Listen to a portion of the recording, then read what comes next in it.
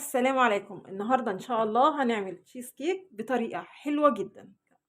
وصفه حلوه قوي رغم انها سهله لكن نتيجتها بتبقى جميله جدا. بصوا شكلها مغري جدا، 3 طبقات كل طبقه احلى من التانية. هجيب معايا الكبه ومعايا هنا بسكوت، الكميه اللي تحبيها والنوع اللي تحبيه، وهطحن البسكوت كويس قوي.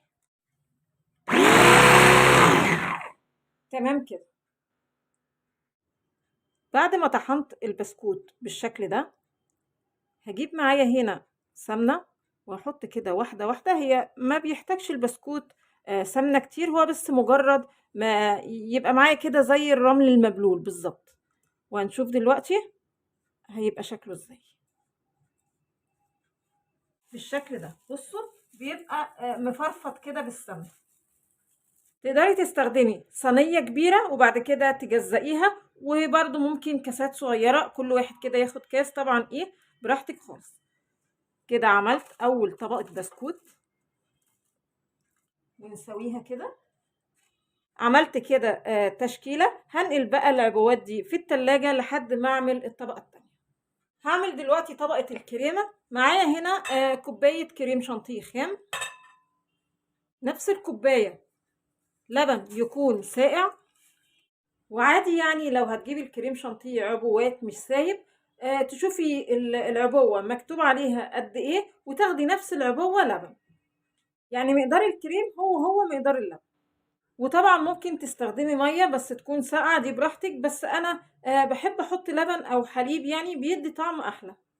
وعشان الكريم شانتيه معايا ما كانش محلى فهضيف ليه معلقتين صغيرين كده سكر، لكن لو محلى ما تحطيش سكر. واضافه بسيطه هي مش مهمه خالص بس بتدي للكريمه كده طعم حلو، ريحه البندق. هو بيتباع سايب كده، بتاخدي اللي انت عايزاه، بيتباع عند العطار. بصوا حاجه كده بطرف المعلقه، القليل منه بيدي طعم جميل جدا، لكن لو كترتي بيمرر، فتاخدي بالك تاخدي حاجه بطرف المعلقه. اقلب الكلام ده كده مع بعضه، وبعدين هضيف من 6 ل8 قطع جبنه نستو، وتقدري تستبدليها باي جبنه كريمي تحبيها. وبعدين هضرب الكلام ده كله مع بعضه بالمضرب كويس قوي. تمام قوي كده. طبعا ممكن تزودي الكريمه عن كده حسب كميه البسكوت يعني اللي انت عاملاها، وحسب ما انت عايزه يعني كميه التشيز كيك، بس انا قلت لكم المعايير الاساسيه. ضفت بقى الكريمه في كيس حلواني علشان يبقى سهل عليا ان انا اوزعها في العبوات يعني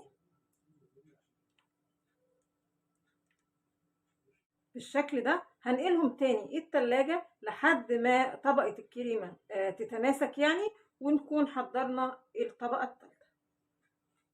بعد كده هعمل طبقة الجيلي. معايا باكو جيلي، وباكو الجيلي بياخد مج مية بس تكون مغلية، وانا بنزل المية اقلب بسرعة علشان الجيلي معانا ما يكتلش تحت. هسيب بقى الجيلي لحد ما يبرد خالص. بعد ما الجيلي برد خالص، برد خالص يعني مش دافي حتى، لازم يبقى بارد خالص، هضيفه بقى على الكريمة. تمام كده. وكنت عاملة جيلي مانجا فشكلت كده جيلي فراولة على مانجا، هردهم تاني للتلاجة لحد ما طبقة الجيلي معانا ما تتماسك. وده الشكل معانا النهائي. عايزة اقول لكم ولا خدت وقت ولا خدت مجهود، والنتيجة زي ما انتم شايفين. بصوا شكلها مغري جدا. تعالوا بقى نشوف ايه الاخبار. بسم الله. بصوا الجمال، بصوا طبقة الكريمة مع البسكوت مع الجيلي بتبقى كده توليفة حلوة جدا، وده شكلها من جوه.